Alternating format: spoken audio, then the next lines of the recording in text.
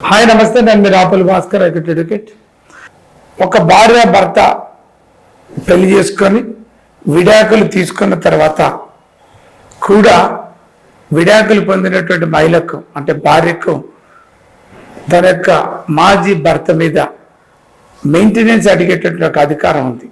కానీ పునర్వివాహం చేసుకున్నటువంటి భార్యకు ఆ అధికారం లేదు.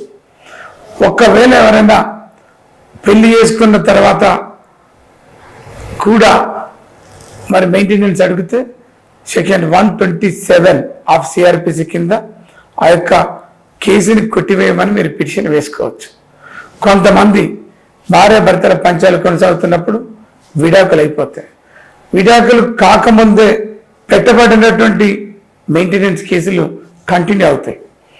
మరి విడాకులు అయిపోయిన తర్వాత భార్య రెండో పెళ్లి చేసుకుంటుంది. రెండో పెళ్లి చేసుకున్నటువంటి మహిళకు భార్యకు మరి మాజీ భర్త నుంచి మెయింటెనెన్స్ పొందేటటువంటి అధికారం ఉందా అంటే లేదు. కాబట్టి ఆమె రెండో పెళ్లి చేసుకున్నట్టుగా ఆధారాలు తీసుకొని మీరు సెక్షన్ 127 అనేటటువంటి ఒక సిఆర్పిసి ప్రొవిజన్ కింద దరఖాస్తు పెట్టండి. భరణం మంజూరీ కోసం పెట్టినటువంటి దరఖాస్తులు కొట్టివేయటం, మంజూరు చేస్తే రద్దు చేయటం అనేటువంటి జరుగుద్ది. Take care. Thank you.